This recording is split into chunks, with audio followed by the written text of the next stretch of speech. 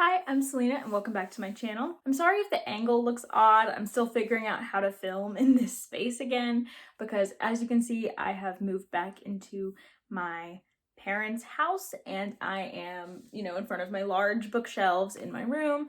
And so, yeah, things are a little different set-wise, I guess. And today I am back with another weekly reviews video. Today I'm going to be reviewing 3 books.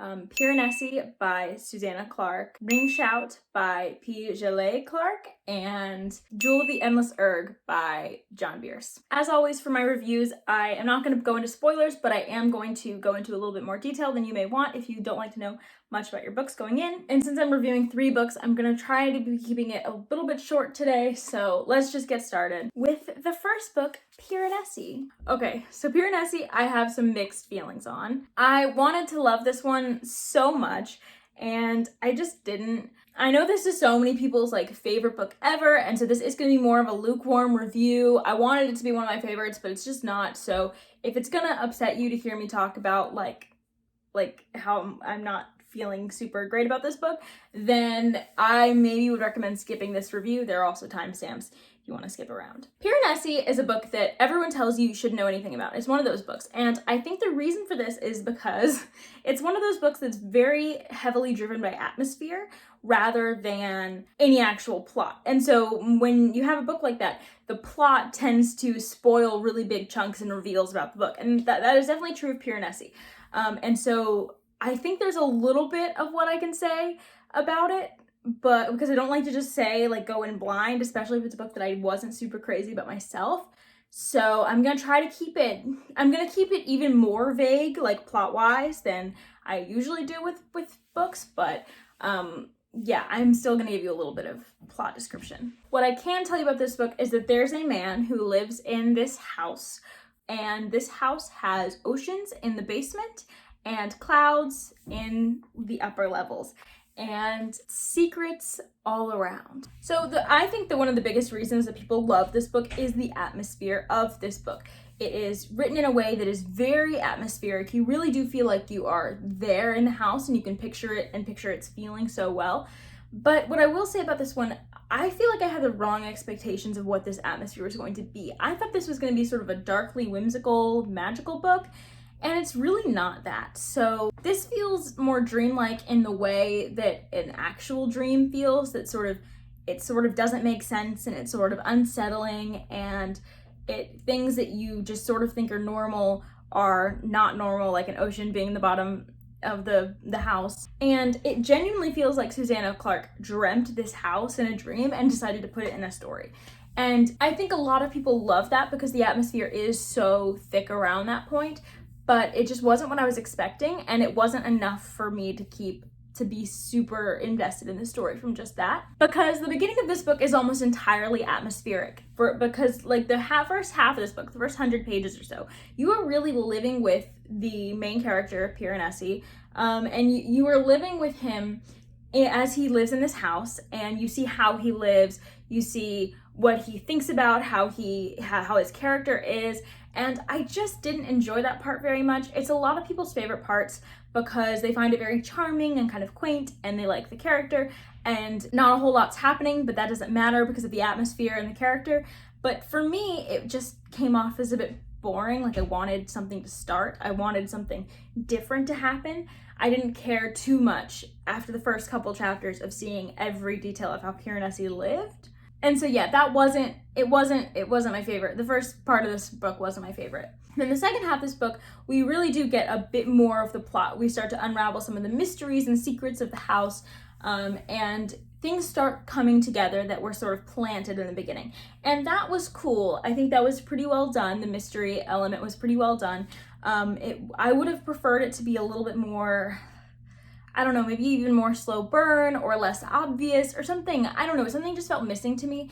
And I really feel like the point of this book is not unraveling the mystery. I do think she planted seeds well, but I think the ultimate reason why it was unsatisfying to me mostly is because it isn't a sort of thrilling sort of mystery that you're on the edge of your seat for. This is a very subtle, understated book. It wasn't trying to be this grand mystery or a sort of plot that is very intricately put together and it kind of comes all together. Some people might argue that it is that, but I think it's a little too short and a little like too obvious to kind of be that. But I don't think it was trying to be what I wanted, and I respect it for being what it is. I respect it for doing its thing, but it just isn't my preferred mystery to have, basically, to have in a book. The writing of Susanna Clarke in this book was amazing, as usual. She has really great writing. Her writing style is very different in Piranesi than in her other books, Jonathan Strange and Mr. Norrell. I have it right there. And this one I loved, by the way.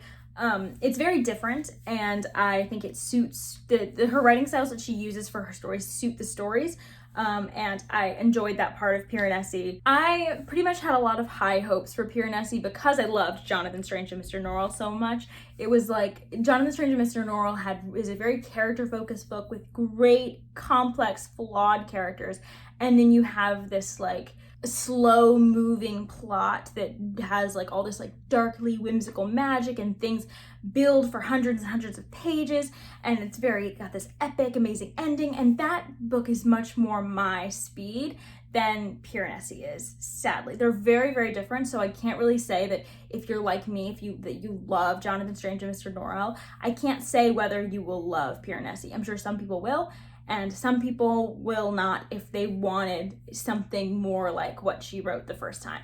So that being said, I think it just comes down to taste, and my taste didn't really align very much with this book. And because of that, I have given it a 3.5 stars to reflect my mixed feelings. But it's a very beautiful book. Like, look at this.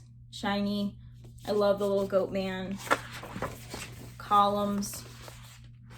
Piranesi.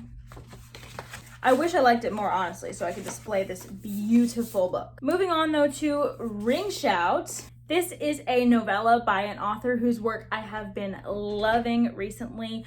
I will link some of my reviews for his work. This novella is a historical fantasy, dark fantasy novel about a monster hunter living in the 1920s Georgia. She is a Black woman living during this time where hate groups are kind of running wild, and she is a monster hunter who hunts monsters called Ku Kluxes, which are, as you can imagine, kind of a part of the KKK. And I believe they come from someone's like hatred. You can kind of, I don't know. It's not super explained how these monsters come about, but they're there, and only certain people can see them, and our main character happens to be someone who can see them.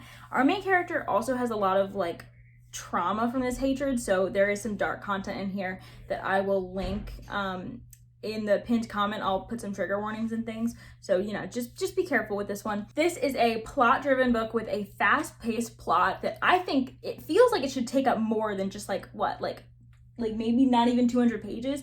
Like, it feels like the amount of plot that Clarke squeezed into this book should be like a whole like 400-page book. It should be as long as a Master of Jinn or something, but it's not. That's the genius of this book. It fits so much in to such a small portion, and you just feel like you've been on this whole long journey. But I was only listening to this book for like 3 hours. And at the same time, we get an amazing exploration of our main character. We can only go so deep because of the time, but I never felt like the time was limiting our character work of this character. I think we got a lot about her trauma and her background and who she is as a person, and it was the character work was great for the little time that he had. That also didn't feel like it was cut short. One of the best things about this book that was just so good was the descriptions. So I don't usually notice like descriptions or writing all that much, but for this one, the like gross descriptions of our villain just were so terrifying and disgusting. I'm not a queasy person. Like, I don't get queasy with gore or violence or anything like that. Like, that doesn't bother me. I'm not someone who like gets like sick easily, but I was like gagging listening to a part of this book. I was like, and it wasn't even that big of a deal, but it was like, oh, like anytime this man was on the page, I just was like, oh, and was like ready to like throw up. Like, I had to stop myself multiple times from gagging at his presence and the things that he would do. Ooh, and the audiobook narrator was so good for this book. Highly recommend the audiobook of this, because that I was listening to that, and that really, the way that this narrator performed it was very good and very visceral. I think one thing that Clark always managed to do is pull like really visceral emotions out of me, and he definitely did that with Ring Shout. Fantastical elements of this were also really interesting. It's kind of a soft like magic and world, and I think that gives Clark a lot of freedom. A lot of what PJ Clark is dealing with in this is Black American folklore, and the magic in the world is all like constructed around that, and it's just done so well. In the end, I gave this book 4 stars. This is a great book. I highly recommend it. And on to the final book that I'm going to be reviewing today. This is The Jewel of the Endless Erg. This is book 2 in the Mage Errant series. I already did a review of book 1, Into the Labyrinth, so I will link that, and if you want to get more in-depth thoughts of whether you should read the series, what the first book is about, etc. But basically, if you don't know about the series, I'll just say that this is a series that follows these kids at a magical school whose magic doesn't really work. They can't really access it until they are like taken under this man's wing, who kind of helps them harness magic and helps them learn to tap into their magic and use it in a productive manner and actually be able to do magic like other kids. And so the first book was precious. It was adorable. It was like a very young YA that was so whimsical and fun. The second book I had more mixed feelings on. Book 2 follows the kids still under this man's tutelage, and they are on summer break, so they're taking a trip away from the school, and most of it is like training on this trip. I gave the first book 4.5 stars, and I only gave this one 3 stars, so it was quite a bit disappointing to me. So what didn't work for me for this book that, worked in the other book? First of all, the plot. I think that it started off interesting. I was excited. I was like, okay, I love deserts. We're going on a desert, like, adventure. Like, we're traveling. I like that. But it became very cyclical. We would train for a bit, and then we would get attacked by something. And then we would train for a bit, and then we get attacked by something. And it just would not stop and for this whole journey. And that's like half of the book. And then we finally get to where we're going, and I didn't care about the political plots that the kids become embroiled in that city. I just didn't care. So really, the plot was just a big miss for me. It wasn't interesting to me, whereas the book 1 was interesting to me. And then the characters were kind of a miss for me too. I felt like the characters were pretty good in book 1. I didn't feel like we deepened them at all or we developed them at all. The only thing that really developed was their magical skills. And really, that wasn't that exciting to me. Like, I really wanted to see more character work being done with their like emotions and things. And yeah, that just wasn't what happened. So it wasn't as interesting for me to read. Whereas like in book 1, we follow one character who is dealing with like, he's very clearly has a lot of trauma to deal with. And so book 1, we see him make really good strides. And book 2, he makes less of those, it seems. And his like character development is kind of replaced with like a romance plot that I didn't care about. So yeah, it just wasn't hitting for me. And even the setting didn't really hit for me. So I loved book 1 because we had a hard magic system, we had an expansive world, and it still managed to feel very whimsical and unique and fun.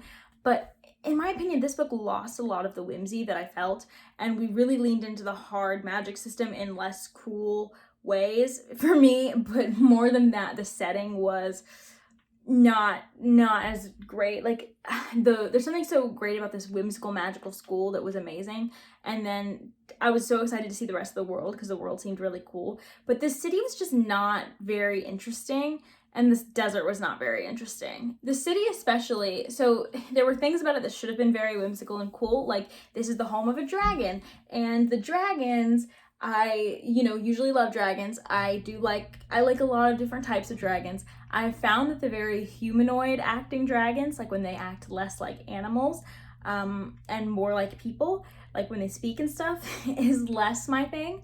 I much tend for them to have some sort of air of magicalness to them or animalistic qualities to them. They don't have to be super animalistic. Like, I love the dragons in Avatar: The Last Airbender. I think that they talk, but they still have this air of like mystery and magic to them. But things like Aragon or like things like this where the dragons are basically just people like speaking out of dragon bodies, I don't care for that very much, because I want more of a like magical creature and the whimsy that brings. And so maybe this is unpopular, but I just don't care about like dragons doing like administrative work in like a city. Like, why is the dragon running the city and doing all this administrative stuff? Like, it's a dragon. Like, why are we having them administrate this whole city and like run like the economy and stuff? It's very funny because people have this exact same criticism of Stormlight, the like final 2 books that are out so far.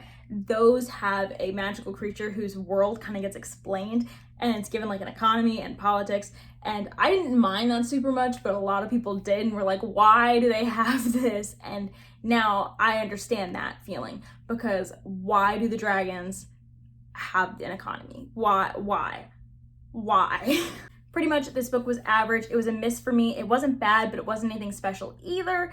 And that's sad because the first book totally was special. It was totally special. I'm gonna continue with the rest of the series because I've heard it gets better, but you know, I don't know. This one was rough to get through. Thank you for watching this video, and I will see you in my next one. Bye.